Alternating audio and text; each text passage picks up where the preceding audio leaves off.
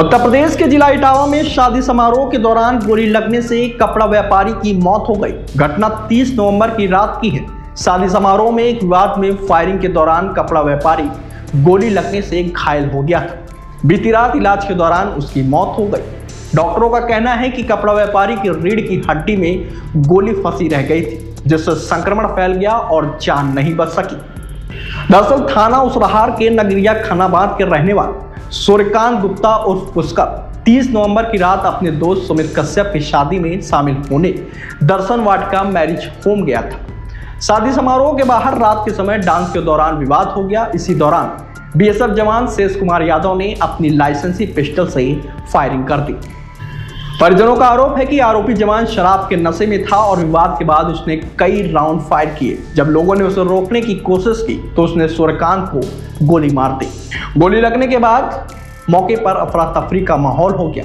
वही घटना के बाद परिजन घायल अवस्था में उसे इलाज के लिए आगरा ले गए, जहां परिजनों ने पहले घायल सूर्यकांत को पुष्पांजलि अस्पताल में भर्ती कराया, लेकिन हालत गंभीर होने पर 11 दिसंबर को उसे मेदांता अस्पताल के लिए रेफर कर दिया गया, जहां डॉक्टरों की कोशिश के बावजूद रीढ़ में फंसी गोली नहीं निकल सकी। इसी कारण शरीर में संक्रमण फैलता गया और करीब 15 दिन तक जिंदगी और मौत से जूझने के बाद 15 दिसंबर की रात करीब 1 बजे उसकी मौत हो गई, जिसके बाद पुलिस ने मंगलवार दोपहर 1 बजे शव का पोस्टमार्टम कराया। बता दें कि घटना में आरोपी बीएसएफ जवान को पहले ही गिरफ्तार और उसका असलहा जब्त किया जा चुका है और अब मुकदमे में हत्या की धाराओं में बदला जाएगा। मृतक के परिजन का कहना है कि आरोपी ने जान से मारने की नीयत से फायरिंग की थी। आरोपी को सख्त से सख्त सजा मिलनी चाहिए और उसे आजीवन कारावास दिया जाए। वहीं सूर्यकांत की मौत के बाद से पूरे परिवार में कोहराम मचा हुआ है। बताते चले कि सूर्यकांत उसरहार कस्बे में कपड़े की दुकान चलाता था। वह 3 भाइयों और एक बहन में सबसे बड़ा था और पूरे परिवार की जिम्मेदारी उसी के कंधों पर थी। सूर्यकांत की शादी 7 दिसंबर 2022 को एटा के रहने वाली अर्चना से हुई थी।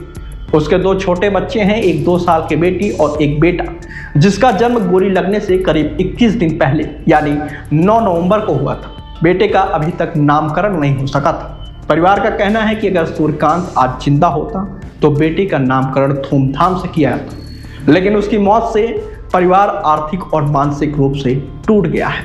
वहीं कस्बे में भी घटना को लेकर शोक और आक्रोश का माहौल बना है। देखिए, इस संबंध में आज सूचना प्राप्त हुई है कि आगरा में दौरान इलाज घायल व्यक्ति की डेथ हो गई है। इसमें पंचायतनामा पोस्टमार्टम की कार्रवाई कराई जा रही है। जो आरोपी है वो पूर्व से ही हत्या के प्रयास के मामले में जेल में निरुद्ध है। उसको हम लोग सुसंगत धाराओं में तरमीम कराएंगे और सुसंगत धाराओं में ही उसकी रिमांड ली जाएगी। देखिए, वो सीएपीएफ में जवान था जिसकी पोस्टिंग कहीं छत्तीसगढ़ में थी और उसके पास से जो जिस असलहे से उसने फायरिंग की थी वो असलहा भी बरामद कर लिया गया। उसके अतिरिक्त भी एक बंदूक उसके पास से बरामद की गई थी। हाँ, वो उनके कमांडिंग ऑफिसर को पूर्व में ही हम लोगों ने लेटर लिख करके भेज दिया है कि उनके यहाँ की जो डिसिप्लिनरी कार्रवाई है वो उनके स्तर पर की जाएगी।